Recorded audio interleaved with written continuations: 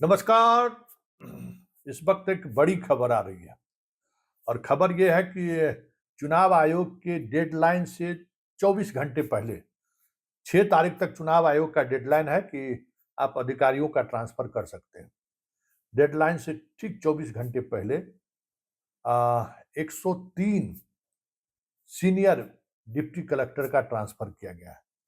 इसमें तमाम ऐसे डिप्टी कलेक्टर हैं जो 3 वर्षों से अधिक समय से जिला में तैनात थे, जो कहीं न कहीं चुनाव में शामिल होंगे।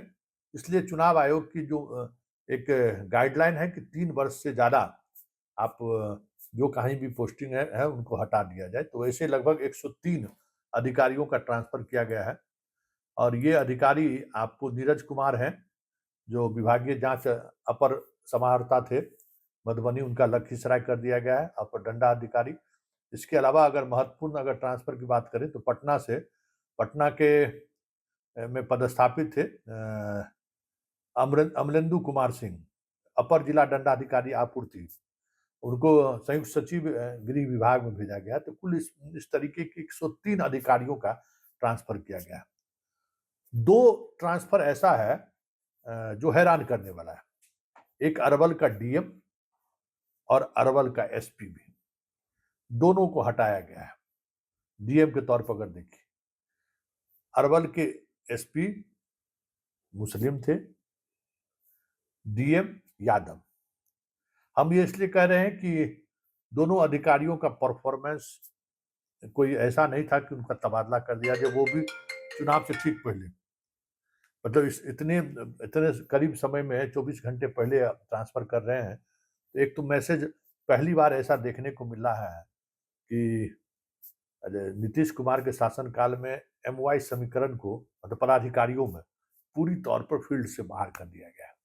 एक शेखपुरा, मुंगेर एसपी और सुपौल, 3 ही अब कह सकते हैं कि सुपौल में विजेंद्र यादव है तो स्वाभाविक तौर पर वहाँ उन्होंने यादव डीएम को रखा है। मुसलमान की अगर हम बात करें तो मुंगेर के एसपी मुसलमान है। मतलब पूरी तौर पर एक कह सकते हैं कि पहली बार नीतीश के शासनकाल में इस तरीके से ट्रांसफर पोस्टिंग नहीं होता था।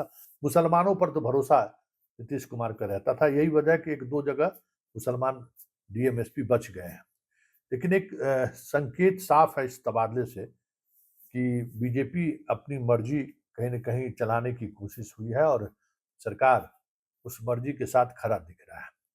एक बात तो ये है। दूसरी बात ये कि जिस तरीके से एसपी की पोस्टिंग हुई है, उस एसपी की पोस्टिंग में भी जो अभी तत्काल जो ट्रांसफर पोस्टिंग हुआ है, उसमें वो संकेत चुनावी पुट दिख रहा है।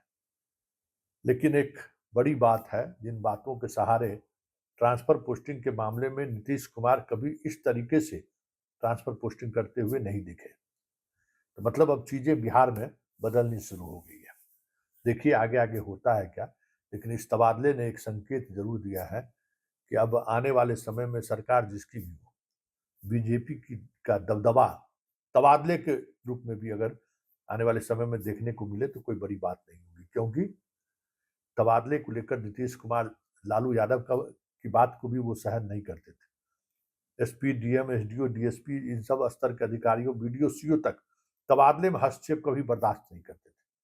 पहली बार ऐसा देखने को मिल रहा है। देखिए, अभी बहुत कुछ देखने को मिलेगा और जिस तरीके से खबरें आ रही हैं, कुछ और ट्रांसफर पोस्टिंग आपको देखने को मिले। मतलब खास करके आईएएस, आईपीएस के लेवल पर जिनका ट्रांसफर होना था तो वो तो हो ही चुका है।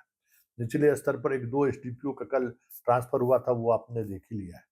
मतलब कुल मिलाकर यही कह सकते हैं कि अब चुनावी मूड में जो कास्ट कॉम्बिनेशन है, उस कॉम्बिनेशन का ख्याल ट्रांसफर पोस्टिंग में भी रखा गया है।